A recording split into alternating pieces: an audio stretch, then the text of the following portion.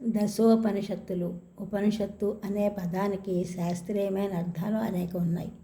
మన హిందూ ధర్మానికి పరమ ప్రమాణమైనది వేదం, ఆ తరువాత ప్రస్థానత్రయం. ప్రస్థానత్రయం అనగా ఉపనిషత్తులు, భగవద్గీత, బ్రహ్మసూత్రాలు. ఉపనిషత్తులు అనగా జిజ్ఞాసులైన ఆచార్యులు, అంతేవాసులు, గురువులు, శిష్యులు అందరూ సమావేశమై జీవాత్మ, పరమాత్మ, ప్రకృతి మొదలైన వాటి కూర్చి చేసిన చర్చలు, వాటి నిర్వివాద సత్య సంభరితమైన అంతిమ నిర్ణయాలే ఉపనిషత్తులు. ఇవి మన పవిత్ర గ్రంథాలు, ఆధ్యాత్మిక విజ్ఞాన కోశాలు.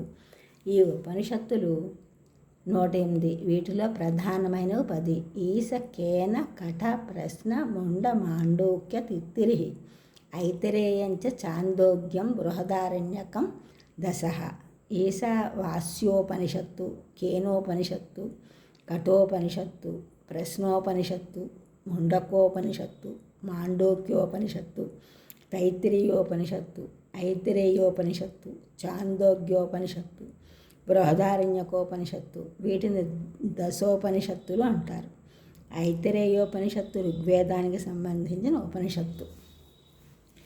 ఈశావాస్యోపనిషత్తు, బృహదారణ్యకోపనిషత్తు శుక్ల యజుర్వేదానికి సంబంధించినవి. కఠోపనిషత్తు, తైత్తిరీయోపనిషత్తు కృష్ణ యజుర్వేదానికి సంబంధించినవి.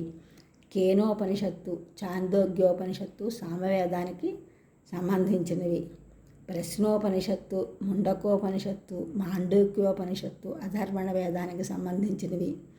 జగద్గురువులు ఆదిశంకరాచార్యుల వారు ఈ 10ంటికి వీటితో పాటు కృష్ణ యజుర్వేదానికి చెందిన శ్వేతాస్వరోపనిషత్తు, అధర్వణ వేదానికి చెందిన నృసింహ తావేన్యోపనిషత్తుకు కూడా భవ్యమైన భాష్యాలను వ్రాసారు.